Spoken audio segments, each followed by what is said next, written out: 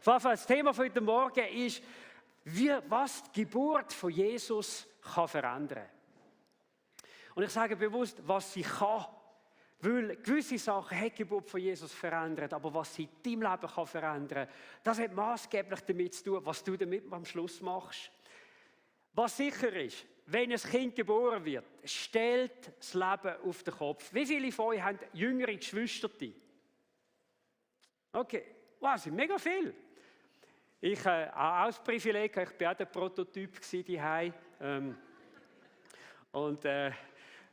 Nach mir haben meine Eltern dann noch dreimal Kinder bekommen und wird immer besser vom nächsten zum nächsten. Und ich habe einen grossen Altersunterschied von mir zu meinen beiden Jüngeren, und zwar das sind 9 und 12 Jahre. Das heisst, ich habe persönlich so richtig mitbekommen, wie meine Mami schwanger geworden ist, der Bauch gewachsen ist und wie sich dann im Bauch die Sachen bewegt haben. Und sie gesagt, ja, du kannst das Händchen mal da anlegen. Schau, da kommt das Füßchen raus. Das Füßchen kommt raus. Und ich habe nur gewusst, ich erwarte einen jüngeren Bruder oder eine Schwester.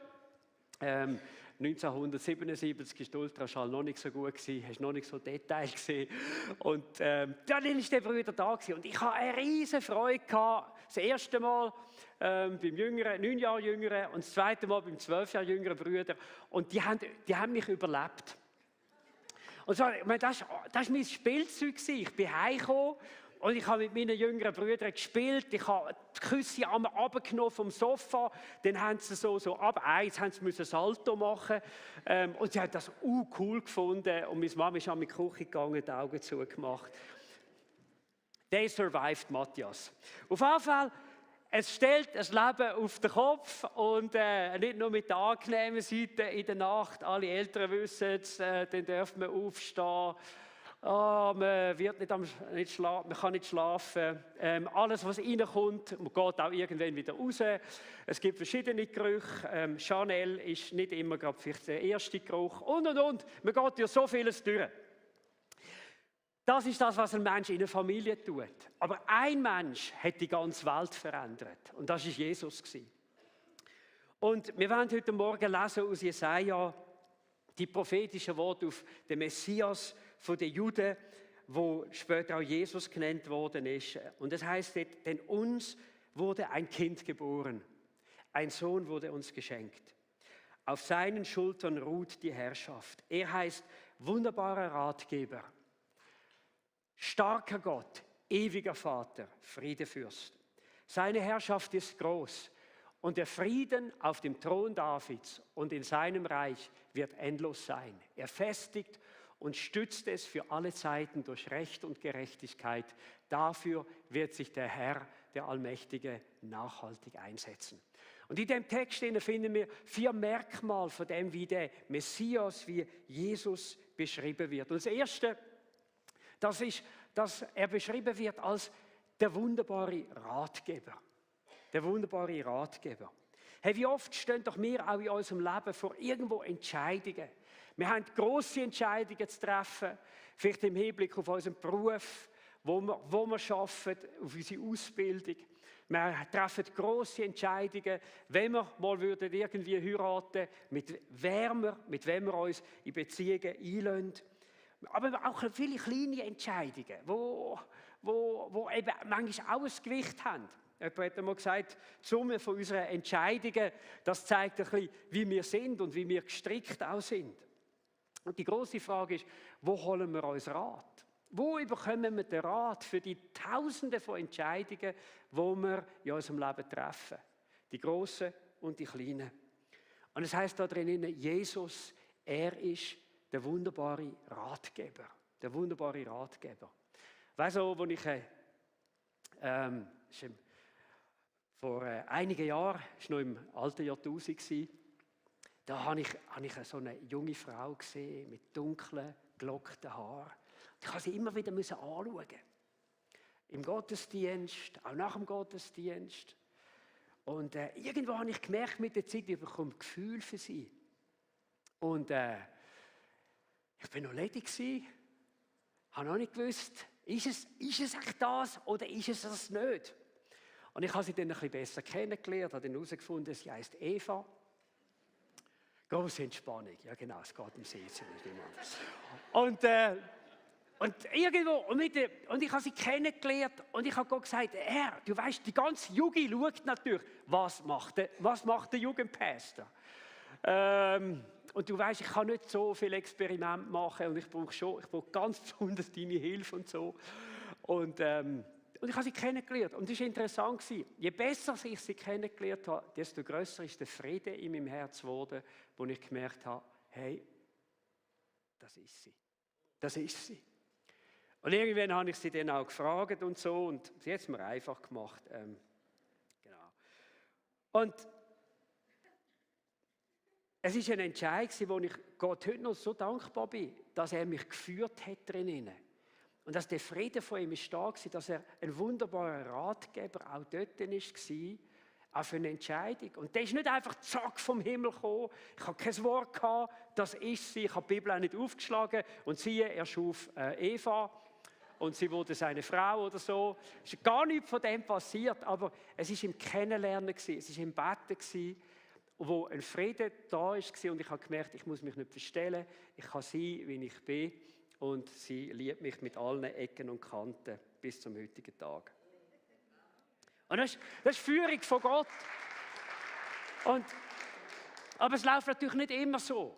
Ich weiß, vor 10 Jahren, wo mich der Präsident von der SP mal gefragt hat und unseren Rechtskonsulent und wir haben das Gespräch gehabt und gesagt, hey Matthias, könntest du dir vorstellen, das Präsidium für die schweizerische Pfingstgemeinde zu übernehmen?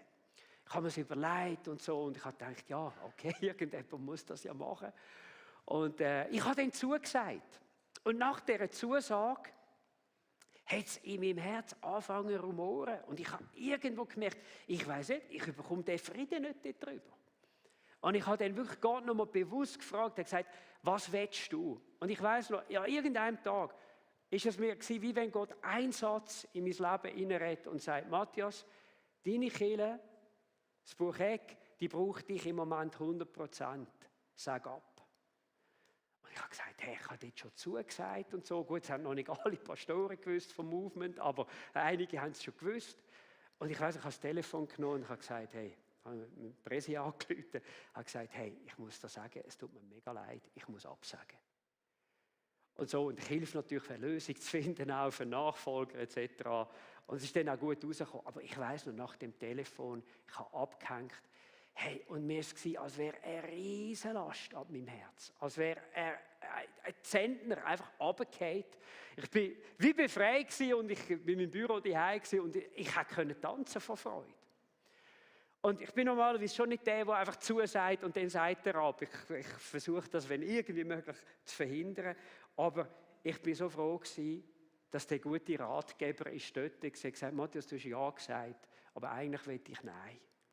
Und dass er dort war und dass Jesus irgendwo mir geholfen hat, dann auch, ganz ein wichtiger und grosser Entscheid in meinem Leben sogar mal zu revidieren.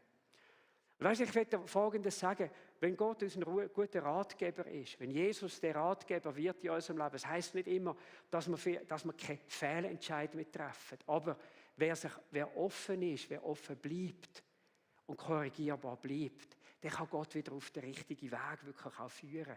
Und heute im Nachhinein muss ich sagen, ich frage heute viel, viel mehr, Gott, was willst du, als ich es früher gemacht habe? Ich frage ihn viel mehr, hey, was ist dein Wille, was ist dein Weg? Und heute habe ich grosse Ruhe drin. Einfach dürfen geführt sein von Gott, dass Gott vorausgeht, dass ich relaxed kann sein in seiner Führung und dass er es wirklich wohl wird machen und mir vorausgeht. Und ich habe heute für jemanden, der da ist im Gottesdienst, so einen Eindruck bekommen, so jemand da ist, der eine Entscheidung in seinem Leben treffen sollte. Und ich habe wie ein Empfinden auch gehabt, Gott sagt dir, er wird dir heute die Antwort geben, die du brauchst auf deine Frage. Und ich möchte dich einladen, nachher, wenn wir beten für Menschen in unserer Ministry Time, komm, lass für dich beten. Der gute Ratgeber wird dir seinen Rat wirklich auch geben. Wunderbare Ratgeber, das ist er. Und er möchte, dass du ihn kennst als das. Er möchte, dass dein deine erste Reaktion im Leben, wenn du irgendwo Frage hast, irgendwo Leitung brauchst, nicht weißt, wo es durchgeht, dass du dich einfach an ihn wendest. Ich habe mich dann so gefragt, was ist eigentlich der grösste Rat gewesen, den Gott uns Menschen gegeben hat? Und der grösste Rat, der steht in den Evangelien, da hat Jesus nämlich gesagt, kehrt um und glaubt an das Evangelium.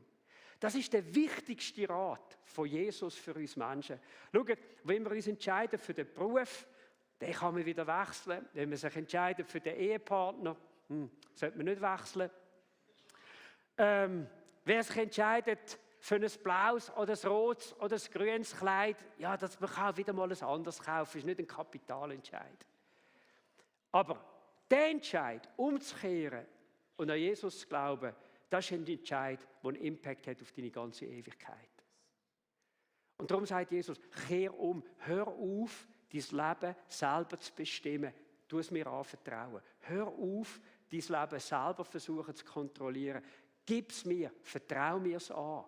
Und das ist die Umkehr, die wir vollziehen müssen. Und dass wir unsere Hoffnung auf ihn setzen. Ich kenne keinen besseren Ratgeber als Jesus. Und das Zweite ist, er sagt, er ist der starke Gott. Jesus, er ist der starke Gott. Und er hat uns das gezeigt, als er auf dieser Welt war. Er war da mit enormer Macht und Power, aber nie ohne lieblos zu sein.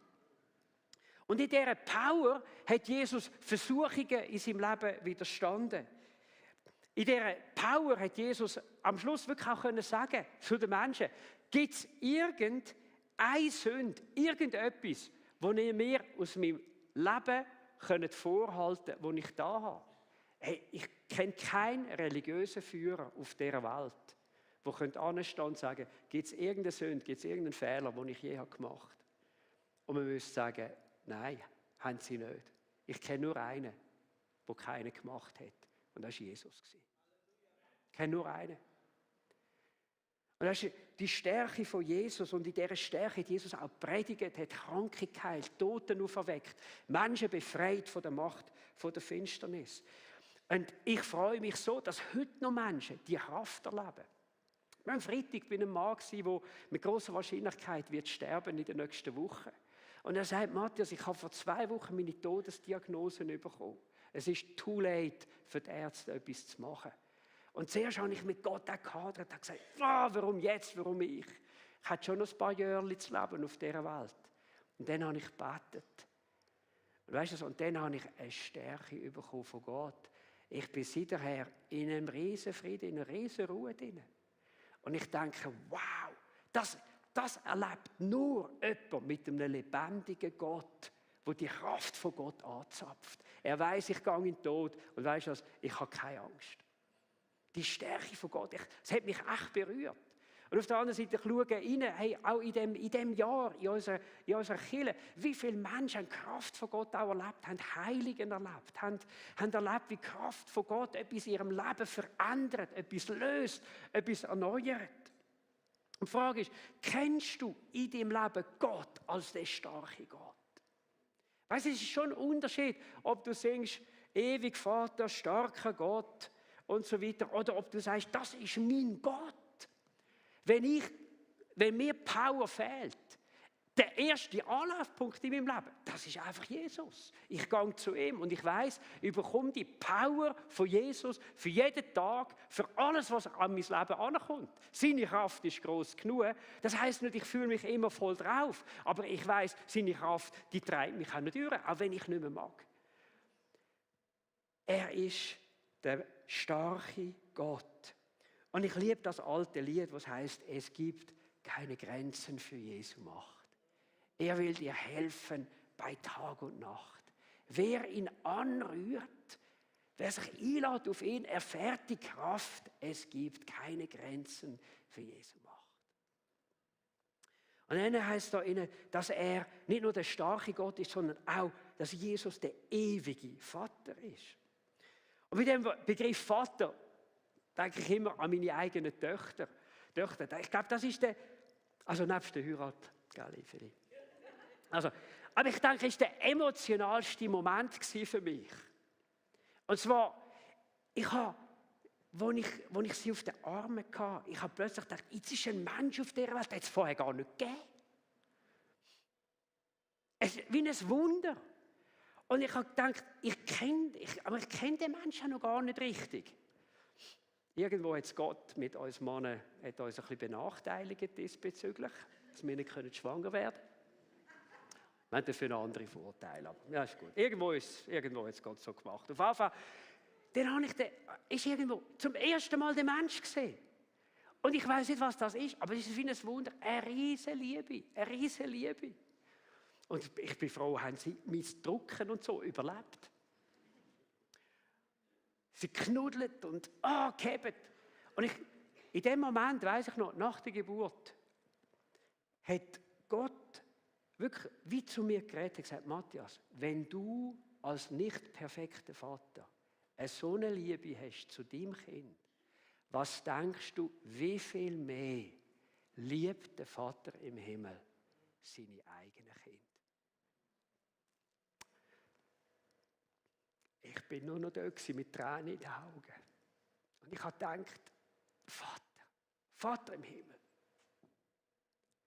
es gibt wirklich niemanden wie du. Es gibt niemanden, der die Menschen liebt wie du. Mit so einer Tiefe. Hast du gewusst, dass die Bibel Gott beschreibt als der beste Vater, den es gibt? Hast du gewusst, dass die Bibel Gott beschreibt als jemand, der mütterlicher mit uns umgeht, als jede Mutter kann? Und die Beziehung zum Vater ist so wichtig für die seelische Entwicklung von Menschen. Schau, viele Menschen haben negative Erfahrungen gemacht mit ihren Vätern. Väter, die vielleicht nicht dort waren, Väter, die herrisch waren, launisch waren, narzisstisch waren, egoistisch waren, untreu waren. Und irgendwo, das prägt uns alles. Das prägt uns in unserer Fähigkeit, zu vertrauen. Weil wir oft den Eindruck haben, weiss nicht, wie es auch in anderen Orten ist. Wieder andere haben gute Väter gehabt. Das ist ein grosses Privileg, wenn wir das haben dürfen. Aber ich weiss noch, als ich mal so Gott Danke gesagt habe für meine Eltern, hat Gott gesagt, Matthias, das ist ein Privileg, wie du aufwachsen durfst. Und du bist ein guter Vater. Aber denk daran, es reicht nicht, wenn du das Bild von deinem Vater auf Gott projizierst. Du musst mich ganz neu kennenlernen als der perfekte Vater. Und das war für mich ein Augenöffner und hat bei mir eine Sehnsucht auch ausgelöst, wo ich sagen musste, Jesus, ich will dich als der ewige Vater wirklich kennenlernen. Die Dimension von dieser Liebe, von dieser Ewigkeit, von dieser Konstanz. Das gibt nicht einen Moment, wo Gottes Liebesniveau für dich irgendwo runtergeht. Nicht einen. Das ist etwas, was wir als Menschen nicht haben. Das ist etwas, was wir als Menschen nicht kennen.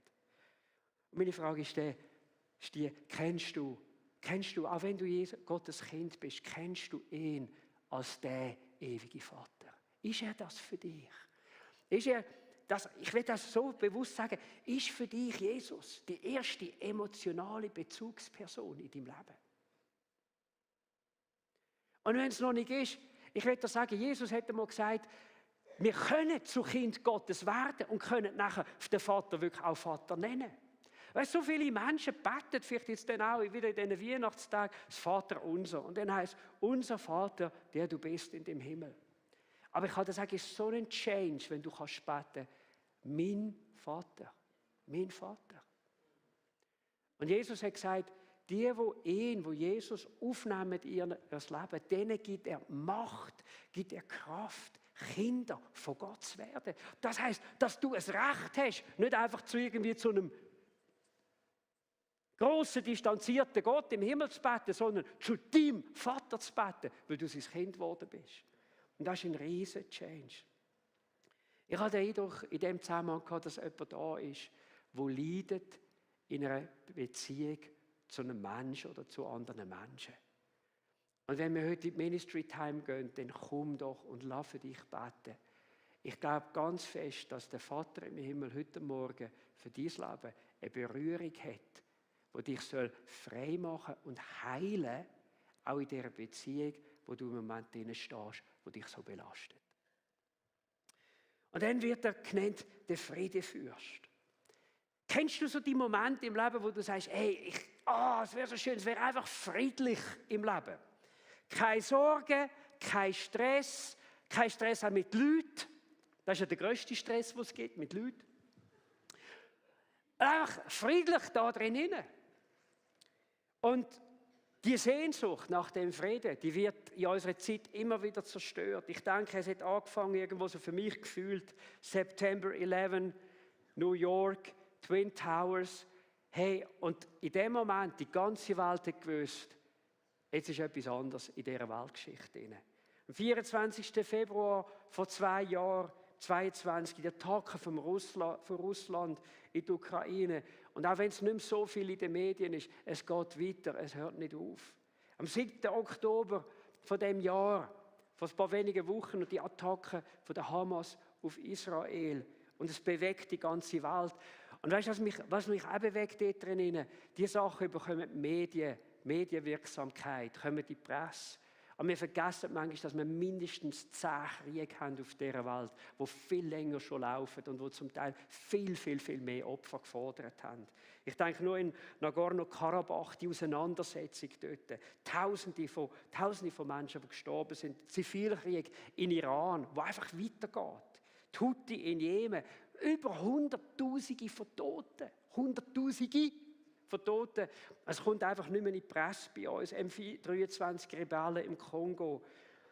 Und die Welt ist Katastrophe. Jede jugendliche Person bei uns in der Schweiz hat einen Kollegen oder einen Freund, kennt mindestens jemanden, der sich depressiv oder hoffnungslos fühlt. Im Januar 23, also in diesem Jahr, hat Pro Juventute Folgendes gesagt. Sie hat gemeldet, dass sie 2022 doppelt so viele Beratungen zum Thema Suizid hatte, wie noch 2019, 3 Jahre vorher. Und die Multikrise, wo wir drin sind, die verstärkt die ganze Jugendsuizidalität. Und jetzt heisst es da drinnen, Friedefürst. Friedefürst. Ich meine, das ist ja absolut eine herrliche Botschaft. Da ist jemand, Jesus, der sagt, weisst du was, egal wie es dir geht, egal wo du stehst, ich kann und ich habe die Macht, dir Frieden in dein Leben und dein Herz hineinzulegen. Jesus wird einmal das Friedensreich aufrichten, das den ganzen Globus umspannt. Aber das ist eine zukünftige Sache von dem Reich. Aber zu dieser Zeit, weißt du, wir können ihn erleben als der Friedefürst. Und es fängt zuerst einmal damit an, dass wir Frieden bekommen zwischen uns und Gott. Es heisst, Jesus versöhnt uns mit Gott. Und weißt du, das ist ein riesiger Unterschied. Wenn du an Gott denkst, ob du nicht weisst, wie steht Gott zu mir und du bist unsicher, oder ob du weisst, ich bin versöhnt mit Gott, ich kann jederzeit in meinem Leben zu Gott kommen, ich kann zu ihm beten und die Türen sind offen für mein Leben. Und der Einzige, der das machen kann, das ist Jesus, wenn er in unser Leben kommt. Und wir unsere Sünden bekennen und Frieden bekommen mit Gott. Aber es geht noch weiter. Es gibt auch unseren Frieden. Der Frieden von Gott so stark, dass er einen Impact hat auf unsere Seele.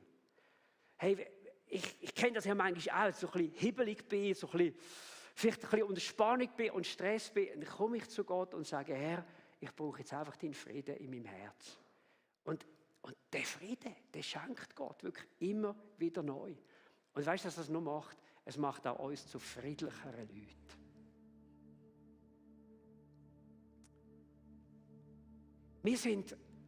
Wir sind berufen, um Vergebung weiterzugeben. Wir sind berufen, als Kind Gottes, den Frieden von Gott zu verteilen. Und ich muss auch ehrlich sagen, es gibt manchmal heute noch, es gibt Christen, wo die sind, die machen wirklich immer wieder Trouble. Aber ich sage euch, die Bibel sagt so deutlich, wir sind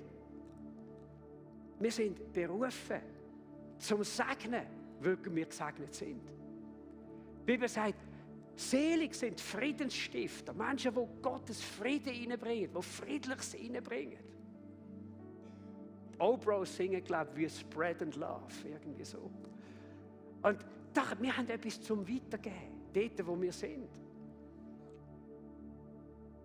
Aber weißt du, wir können nur geben, was wir bekommen haben. Wir können nur geben, was wir erlebt haben. Und vielleicht bist du heute Morgen da und du kennst den Frieden noch gar nicht aus Gott. Oder vielleicht ist dir irgendwo der Frieden abhanden gegangen. Oder du sagst, ich brauche irgendwo in einer Situation in meinem Leben Frieden. Hey, komm doch heute Morgen, wenn wir beten und erwarten. Wenn wir beten und unsere Hände ausstrecken, wirklich zu unserem Friedenfürst im Himmel, dass der Friede von Jesus reinkommt in dein Leben. Du merkst, da innen kommt es wieder zur Ruhe. Es ist einfach Peace. Wirklich Frieden da innen. Und du wirst merken, das wird einen Einfluss haben auf deinen Umgang auch mit anderen Menschen. Es wird dir viel einfacher sein, zu vergeben. Den Frieden wieder zu suchen, Frieden wieder herzustellen. Jesus hätte mal gesagt, ich lasse euch ein Geschenk zurück, meinen Frieden. Und der Friede, den ich schenke, ist nicht wie der Friede, den die Welt gibt. Das ist eine absolut andere Qualität. Das ist nicht irgendwo ein Kunstgold, das ist nicht ein Kunstdiamant, obwohl es sehr gute gibt heute mittlerweile. Das ist der real thing. Der Friede, wo Gott gibt, Qualität, wo er sagt, hey, darum sorgt euch nicht, habt keine Angst. Wenn wir Jesus so kennen, als der wunderbare Ratgeber, als der starke Gott, der Friedefürst, weißt, das macht etwas mit unserem Leben. Und ich möchte dich fragen, vielleicht bist du schon lange mit Jesus unterwegs, aber ich möchte dich fragen, hat Jesus in dem Jahr 23, hat er für dich mehr können werden in diesen Sachen? Ist dieses Bild von Jesus irgendwo aufgegangen? Sagst, hey, weißt du, in diesem Jahr, Matthias, ich schaue zurück, all die Facetten, die Dimensionen, ich sage, hey, ich habe Gott so tiefer kennengelernt in diesem Jahr. Weißt du, dann kannst du Folgendes machen. Dann kannst du in ein paar Minuten einfach Gott anbeten und ihm Danke sagen. Weil es ist der Geist Gottes, der dir die Augen öffnet. Und hat dir Gnade gegeben dafür. Vielleicht bist du auch da und sagst, hey, irgendwo in dem Jahr, ich weiß nicht, ob ich Jesus besser kennengelernt habe. Hey, heute kannst du starten damit und kannst sagen, ich will meinem Herz neu sagen, weißt du, dass nicht Weihnachtsgeschenke sind entscheidend, nicht irgendwelche andere Sachen. Das Wichtigste in meinem Leben ist, Gott kennen. Gott kennen ist Leben. Und ich will mich aufmachen und ich möchte Jesus kennenlernen. Auf eine ganz neue Art und Weise, als mein wunderbarer Ratgeber. Als der ewige Vater, der Friedefürst, als der starke Gott, der in mein Leben hineinwirkt. Ich möchte uns einladen, stehen wir doch auf miteinander. Und ich möchte noch Menschen ansprechen heute Morgen. Vielleicht hast du schon viel gehört über Jesus in den letzten Wochen. Aber meine Frage ist wirklich die, hast du in deinem Leben schon mal bewusst den Wechsel gemacht? Die Entscheidung getroffen, wo du sagst, ich habe Jesus in mein persönliches Leben eingeladen, wirklich als der Friedefürst. Ich habe ihn eingeladen als mein Retter, mein Erlöser. Und ich weiß, ich bin ein Kind von Gott. Und ich möchte dir Folgendes sagen, wenn du unsicher bist, ob du wirklich ein Kind von Gott bist, wenn du unsicher bist, ob du den Schritt jemals da hast, hey, warum nicht heute am 1. Advent in diesem Jahr, am 3. Dezember 2023, heute lädt Gott dich ein und sagt, weißt du, ein Sohn ist dir gegeben. Der Sohn ist für dich gegeben worden, dass du das kannst erleben. Und ich möchte, dass wir für einen Moment unsere Augen schliessen. Und ich möchte fragen, wie viele Menschen sind da heute Morgen, die sagen, hey, ich möchte das. Ich möchte den Jesus in mein Leben einladen und ich möchte ganz bewusst das auch erleben können, dass ich sagen kann, mein Vater im Himmel. Wenn das dein Wunsch ist, ich möchte dich einladen, heb doch deine Hand, dass wir noch beten miteinander. Und dass du es am Schluss, wird dir hier helfen, auch persönlich Gott kannst sagen. Und Jesus in dein Leben kannst einladen damit das Wunder geschieht, ein Kind von Gott zu werden. Dankeschön. Sind sonst noch Menschen da? Heb doch deine Hand einfach schnell auf, dass ich sie sehen kann. Dankeschön.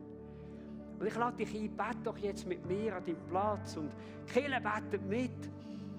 Und wir sagen, Vater im Himmel, danke hast du Jesus geschickt. Und Herr Jesus, ich lade dich heute ein. Komm du in mein Leben. Vergib mir alle Sünden und mach mich zu einem Kind Gottes. Gib mir deine Kraft, das Richtige zu tun. Dir will ich nachfolgen. Und ich danke dir, hast du mein Gebet erhört. Lieber Vater, danke für deine Liebe. Von heute an liebe ich dich auch. Amen. Amen. Hey, wir gehen jetzt noch so eine Zeit rein, wo wir beten für Menschen. Ich möchte unsere Kleingruppenleiter bitten, doch führen zu kommen, sich bereit zu machen.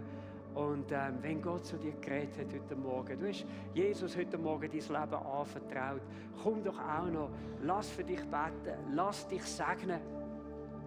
Und denken wir daran, Gebet ist nie ein Zeichen von Schwäche.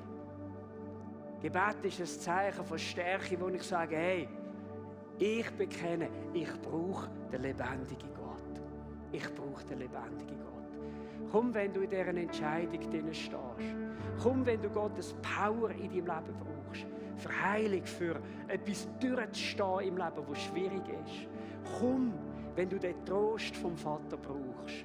Und komm, heute Morgen, wenn du in deinem Leben irgendwo eine Situation hast, wo du einfach ganz besonders Frieden brauchst von Gott, weil es so viel in deinem Inneren vielleicht auch durcheinander ist und aufgeschüttelt ist. Jesus ist da.